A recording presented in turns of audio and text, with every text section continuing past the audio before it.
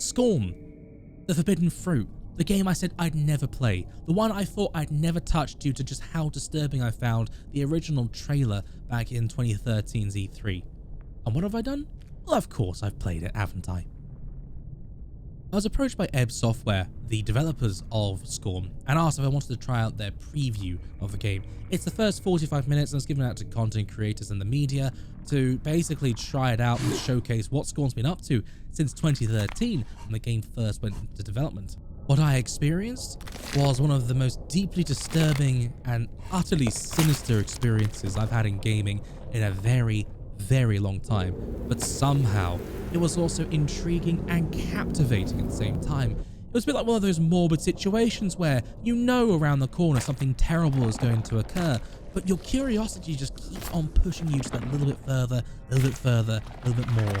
The experience has stuck with me even a week after I originally streamed this on Twitch, and in Scorn's own words, it's an atmospheric first-person horror adventure game set in a nightmarish universe of odd forms and somber tapestry. It is designed around the idea of being thrown into the world. Isolated and lost inside this dreamlike world, you'll explore different interconnected regions in a non-linear fashion. The unsettling environment is a character itself.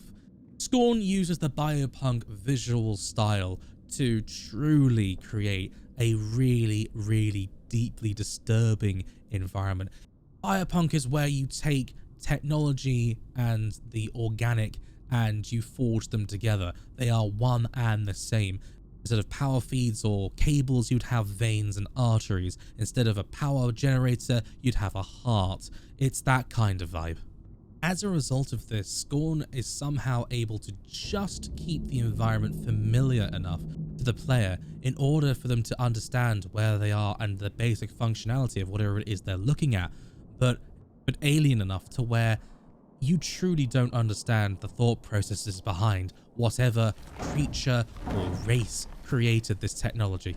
I'm focusing on the environment and the visuals a lot, but it really is the primary mainstay thing that makes Scorn different. It is so fundamentally different from anything else we've seen out there in the gaming market, and for a horror game, it's perfect. Every area, every inch of the locations that you visit feels sinister, disturbing, scary, and oppressive. You feel truly small, an insignificant nothing wandering around the darkened halls of what feels more like the belly of a gigantic leviathan beast than a building or a piece of technology.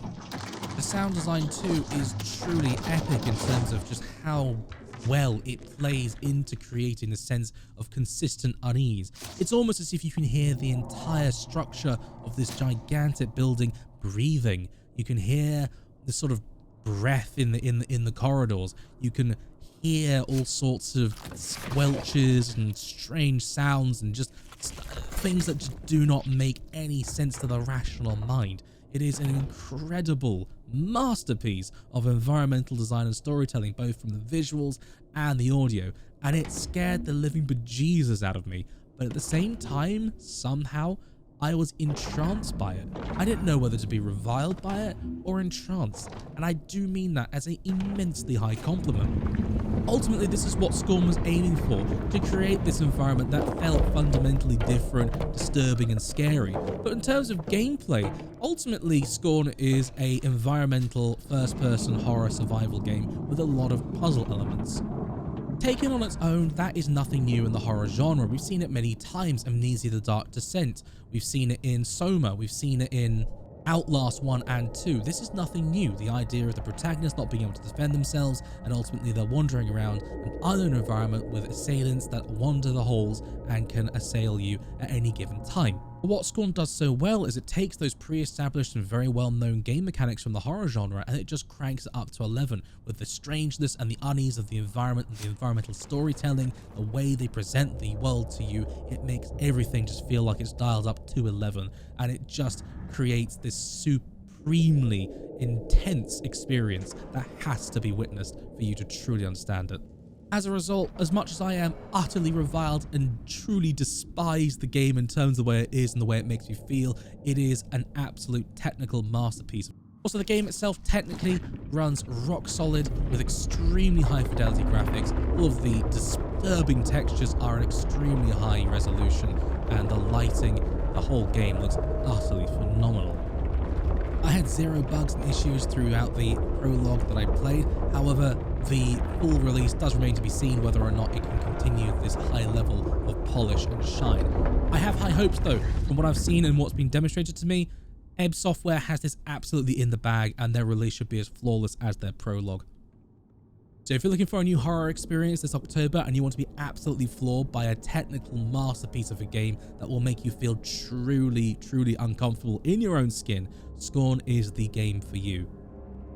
Scorn launches on October 14th, coming out on the following platforms: Xbox Series S and X, Windows PC, Steam, Epic Game Store, and GOG.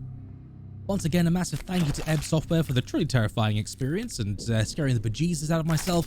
I do appreciate it, and I appreciate the opportunity. And if you guys have enjoyed this content and you would like to see more, well, do me a massive favor. You've got to the end of the video, hit that subscribe button, comment in the description down below.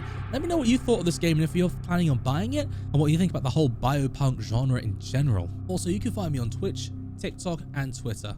If nothing else though, thank you so much for watching, and I will see you in the next one.